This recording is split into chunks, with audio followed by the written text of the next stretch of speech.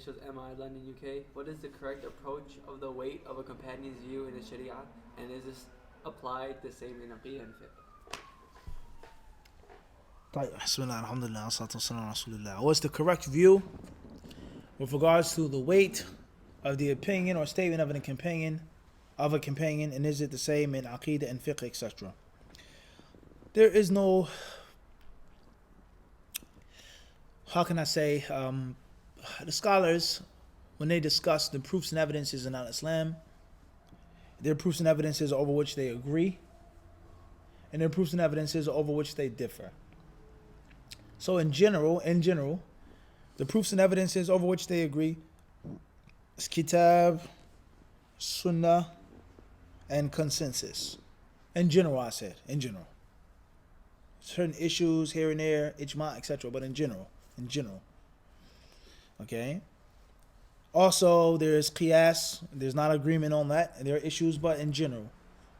And then we have what a companion says. Abdullah bin Umar radiallahu anhu made wudu like this.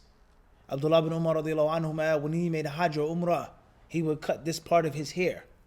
And he told the woman to cut that part of her hair, mathalan.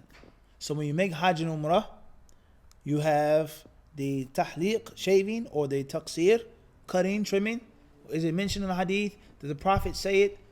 Ibn Umar did it like this? That's what you do, mathalan. Or a person says you have to cut more than that. That's just Ibn Umar's opinion, so on and so forth, mathalan.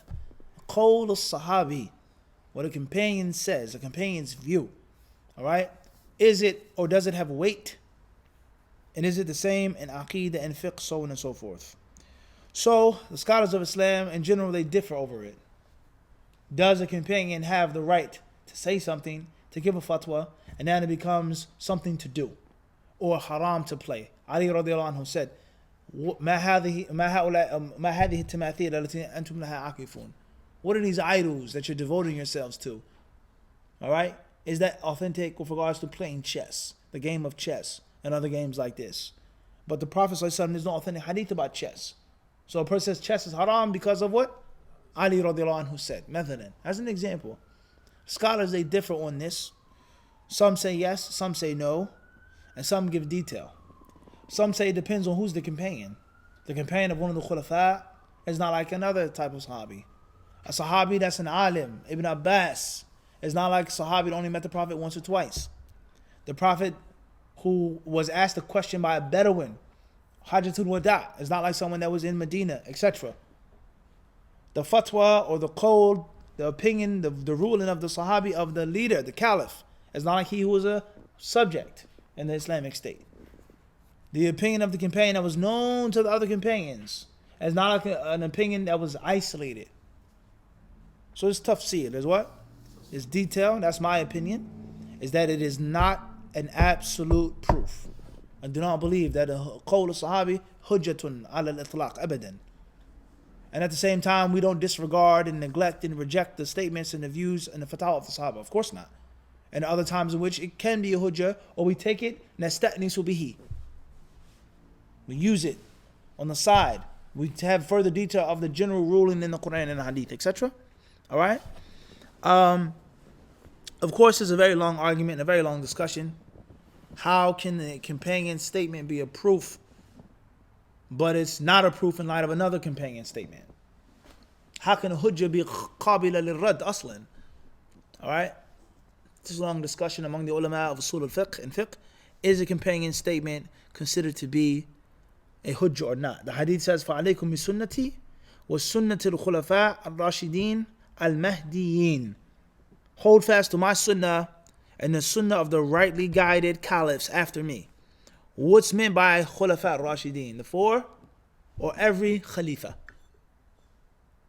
What's meant by that? Question one. Question number two is, why is there a need for the sunnah of the khulafa rashidin if we have the sunnah of the Nabi?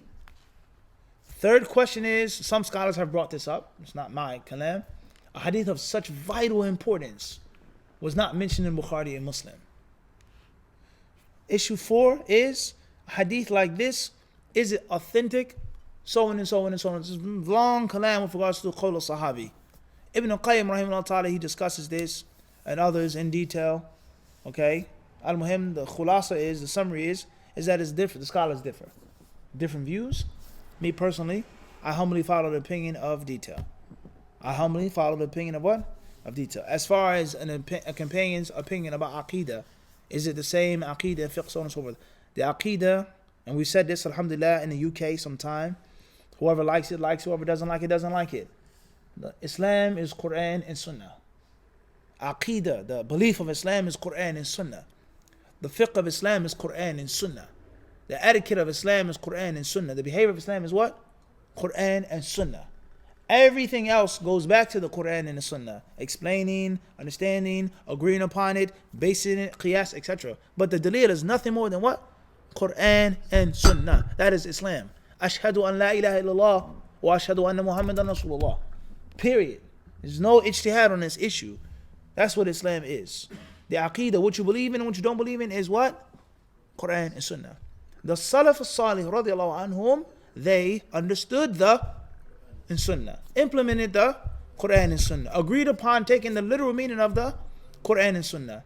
They adhered to the Quran and Sunnah when the other groups said we'll take philosophy or rhetoric or keda. That's what's meant by Fahm Salaf. And the meaning of this verse is etc. How to implement this hadith is based off of what the Salaf what? Agreed upon unanimously, or most of them. Not an isolated view of a person from the Salaf al-Salih, Tabi'i or Sahabi. So the Aqidah is only confirmed based off of the what? Quran and Sunnah. There's not going to be no issue of Aqidah, major issue of Aqidah that's not mentioned in what? Quran and Sunnah. There's going to be an explanation, there's going to be a branch, an extraction, something taken from Bani Israel, this detail, etc., mentioned by this companion and that Tabi'i. But there's not going to be no what? New pillar of Islam based off what Ibn Abbas said. Abadan. There is no attribute that Allah Azza wa Jalla is going to have and is not mentioned in the Quran and Sunnah. And if you say that is, then khalas, the door is open for anything now. So Aqidah is Quran and Sunnah. The Salaf al-Salih, what's meant by the Aqidah of Ahlul Sunnah wal Jama'ah is the organic Quran and Sunnah. Best. That's it. That was understood the best, practiced the best, adhered to the best by the Salaf. That's what's madhab al-Salaf, manhaj al-Salaf, Ahlul Sunnah wal Jama'ah. Everyone understand this? But the text, the proof, is what? Quran and Sunnah. And the same applies to fiqh, but of course fiqh is going to be what? Far more broad. There's going to be room for ijtihad in fiqh. What should you do? A pilgrim does this, a pilgrim is lost, he's this, he's that, can he cover his head? Ibn Abbas said what? Go ahead. And pay the way of the amount of a pigeon. Mathalan. That's ijtihad. That's not the same concerning the hereafter, Allah's names and His attributes, punishment and grave. That aqeedah is going to be established by what? Quran and the Sunnah. Wallahu alam. Fadal, akhi. What do you say in regards to someone who wants to study the Quran and the sciences in a formal manner, but would they be like qualified to lead a community? So someone like Clear. Fahimtuk. it's not the same as hadith. Fahimtuk. Someone who's studying the sciences of the Quran, would they be suited to lead a community, to be an imam? If you're studying on a collegiate level, if you're studying on a high level, then yes. What's meant by you focusing on a hadith or Quran or fiqh, meaning that's your specialty. That's your takhassus. That's your field of expertise. And there are going to be countless things that you study in Egypt, in Azhar, Medina, wherever you go, that is unsuited for the average person in the United States. For the average person in Saudi, in Medina. There are things that you're not even going to bring up and talk about. But it's a type of science that you learn for your own research, for your own academics, or in case it comes up, or on a higher intensified level of study or da'wah, such as a debate with an atheist, mathalan, or someone has doubts about the Quran, mathalan. And we say we don't need a general person debating this person, the Quran is from Allah, it's everything. We need someone who's what? A Quran master, who knows all of the things ins and out, and will obliterate the doubt, destroy the doubt. Fahimta? So therefore, all sciences and all fields of expertise have different levels.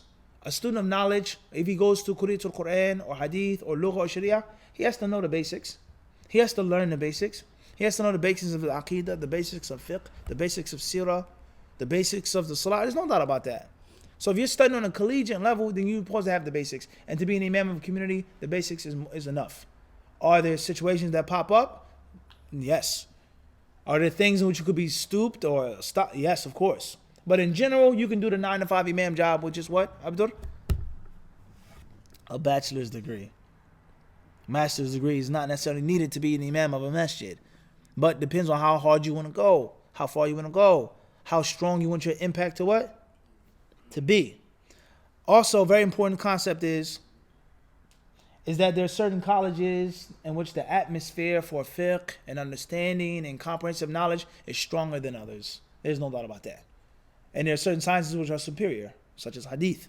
It gives you everything. Hadith, Quran, aqidah, fiqh, sirah, kullu shay. It's found where? In hadith. There's no doubt about that. And if you graduated from Medina with nothing other than the ability to use the books, it wouldn't be what? A wasted life. And other colleges and fields, you can't necessarily get that.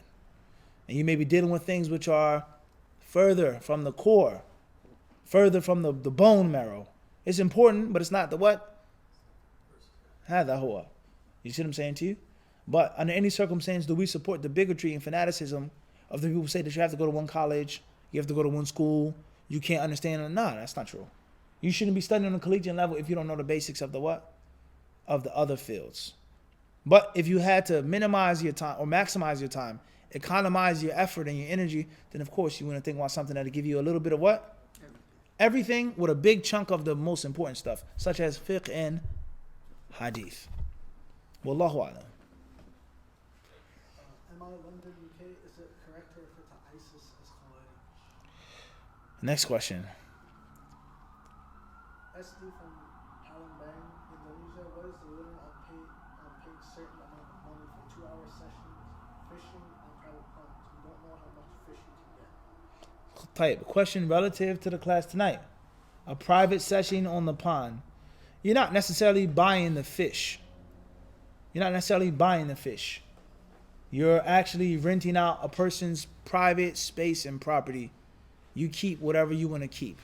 So from one aspect, one says that is included in a gharar. You're paying money and there may not be no fish out there today. But is that likely? A sunny day, a normal day, no fish in the water? In most cases, you're going to get much more than what you paid for. The one who's renting out the land isn't harmed. He's not bothered. He doesn't mind because he knows I have my personal pond no matter what. What? It doesn't cost me much to maintain. He's making a profit. And you're getting a better end out of the deal at the end of the day. But of course, there's maintenance on the property and it's private. Can't have everybody coming and taking, so therefore it's a fee. So in actuality, you're not necessarily paying for fish and water.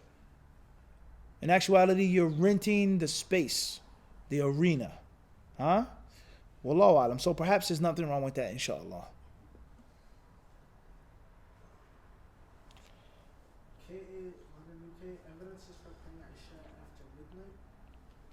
Evidences for praying Isha after midnight. Prayer doesn't go out until the next prayer comes in general. Of course, there are exceptions to that rule, such as Fajr. Fajr goes out way before Dhuhr comes in. But in general, Isha and Fajr, there's no sun rising or sun setting during that time. So one of the proofs and evidence is that prayer goes from one time to the next. And without specific exception to the rule, there is no time in which it's prayerless. So they say Isha is in until the dawn what? Comes. And of course, there are hadiths to support that. Just like there are hadith to support that Isha is nusf al-layl until the middle of the night. Scholars are different on that. There's khilaf among the people of knowledge regarding that issue. Stay away from making Isha after the half of the night if you don't have to. There's khilaf on that issue. Wallahu alam. AB Toronto, Owen.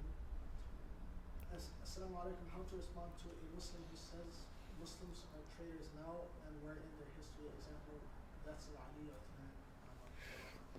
Muslims are humans. Humans are traders from time to time.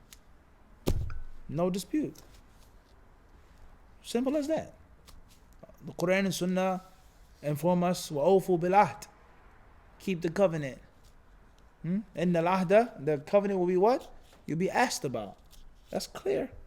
The Prophet ﷺ tells us about having an imam and cheating that imam. And how the flag will be on you. هَذِي غَدْرَةُ فُلَانٍ. It's not an impossible thing for someone to be a Muslim and to be a traitor or lack loyalty, because Muslims are humans. Wallahu alam. OSCCH. Country Club Hills. If a place requires a sister to keep a copy of her ID/license and or take a photo for security reasons, is this considered one of the times where it is permissible to show her face? Keeping an ID, photo identification, security, job, work, etc. You have to take an ID or keep the picture. Khairan, inshallah. If it's a necessity, if you have to work there or go to that place, passport, driver's license, la bas. If it's a need and if it's a necessity, which oftentimes having an ID, what? Is. Wallahu alam. AK Niagara Falls, can you explain the ruling on wearing pictures on clothing? The ruling on wearing pictures on clothing. Type. And brief, depends on what type of picture it is. A photo, something that's illustrated by hand, a living soul, an inanimate object, a whole body, neck is disconnected, 2D, wahakada. There is no one ruling, depends on what type of picture you have on your clothes. Also praying with those clothes, and the list goes on. What's important is if it's something which is fully living, and it's a realistic creature, and it's made by hand, so on and so forth, then that's a ruling, versus a photograph, versus something that isn't a realistic creature. There's detail. There's detail. Allahu alam. صلى الله وسلم وبارك على عبده ورسوله نبينا وإمامنا محمد.